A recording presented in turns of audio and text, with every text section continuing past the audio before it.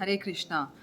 आज हम भगवद गीता से डिस्कस करेंगे यज्ञ के बारे में, जिसमें कृष्ण यज्ञों के बारे में बता रहे हैं और ये भी क्लियर कर रहे हैं साथ में कि सबसे उच्च श्रेणी का यज्ञ कौन सा है और वो आपको क्या गति देता है, आपका फाइनल रिजल्ट उस यज्ञ को करने से क्या निकलता है।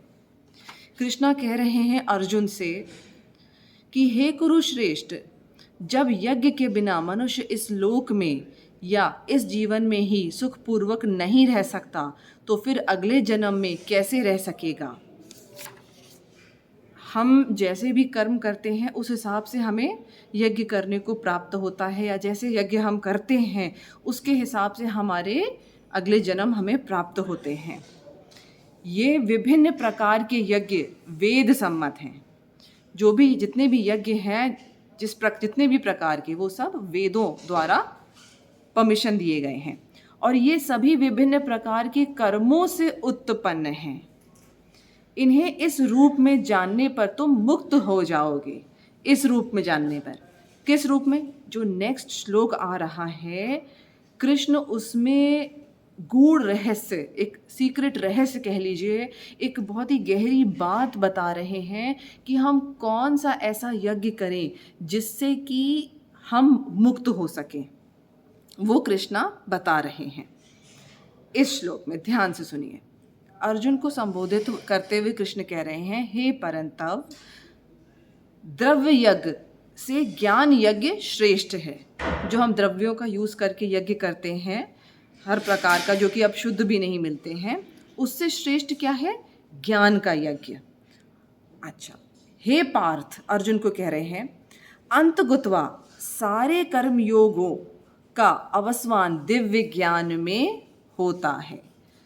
मतलब कि जो भी वेदों में यज्ञ बताए गए हैं, जो भी हम लोग अपनी पूरी लाइफ में कर्म कांड करते हैं और उनको पूरा करने के लिए पूजा पाठ यज्ञ जिस तरह के भी जो भी करते हैं, अगर ले मैन लैंग्वेज में आप समझिए तो जैसे अगर हम विवाह का यज्ञ है कर रहे हैं, या देवताओं को प्रसन्न करने के लिए यज्ञ कर रहे हैं, फाइनली ये सारे यज्ञ करते करते करते करते ये सारे कर्म कांड हैं और फाइनल डेस्टिनेशन पे ये कहाँ लेकर के जाएंगे? सारे यज्ञ जो वेदों में बताए गए हैं, ये सारे हमको फाइनली दिव्य ज्ञान के यज्ञ में लेके जाएंगे।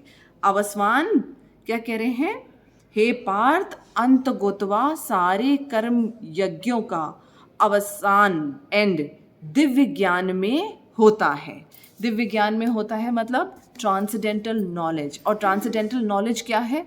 ट्रांसेंडेंटल नॉलेज बेसिक 2 पॉइंट्स याद रखने वाले हैं पूरी ज़िंदगी। कुछ और समझ पाएँ या ना समझ पाएँ आप, मगर 2 पॉइंट हैं। पहला, हम ये शरीर नहीं, आत्मा हैं। We are soul, we are not made of this hard flesh blood bone, no. हमारी एग्जिस्टेंस इससे बहुत ज़्यादा हायर है, in the form of soul. और दूसरी चीज़, नाम जप। ये दिव्य ज्ञान है। नाम जप करना, चैंटिंग करना, प्रभु श्री राम का नाम, कृष्ण का नाम, ये सर्वश्रेष्ठ है, सर्वोपरि है। यही है दिव्य ज्ञान। कितना भी उस चीज़ को कहीं भी इलैबोरेट करके क्लैरिटी देने के लिए बताया गया है, बट एट द एंड एक ही चीज़, जितने भी आप कर्मकांड आज कर रहे हैं, कल करेंगे, जीवन भर करते रहिए, जन्मों जन्मांतर तक करते रहिए, उसका अवसान एंड, जो जैसे सारी नदियाँ फाइनली चाहे पूरे संसार में भ्रमण कर लें, कहीं भी भ्रमण कर लें, नदियों का एंड कहाँ होता है? समुद्र में होता है। उसी तरीके से कितने भी कर्मकांड कर लीजिए, कोई सा भी यज्ञ कर लीजिए, चाहे वो द्रव्य यज्ञ हो, ज्ञान यज्ञ हो, उसका एंड नदियों की तरह कहाँ होता है? दिव्य ज्ञान में होता है। और दिव्य ज्ञान क्या है? सिर्फ 2 पॉइंट इंपॉर्टेंट है दिव्य ज्ञान के। पहला, we are not this body, we are the soul. सत चित आनंद, इन 3 सब्सटेंस से बने हुए हम हैं। अगर सोल बार बार कहना बहुत ट्रेडिशनल लगता है, बहुत इम्पैक्ट नहीं डालता है, तो ये समझिए कि हमारी जो स्पिरिचुअल बॉडी बनाई गई है वो सत चित और आनंद, इन 3 मेन फैक्टर्स से बनाई गई है, क्योंकि इसी से कृष्ण बने हैं। तो हम उन्हीं के अंश हैं, तो हम सोल हैं, सत चित आनंद स्वरूप हैं हम। और दूसरा, इस चीज़ को रियलाइज़ करने के लिए, इस तक पहुंचने के लिए चैंटिंग इज़ द मेन रास्ता. It is the only way in Kaliyug specially. Chanting, ये है बेसिक दिव्य ज्ञान.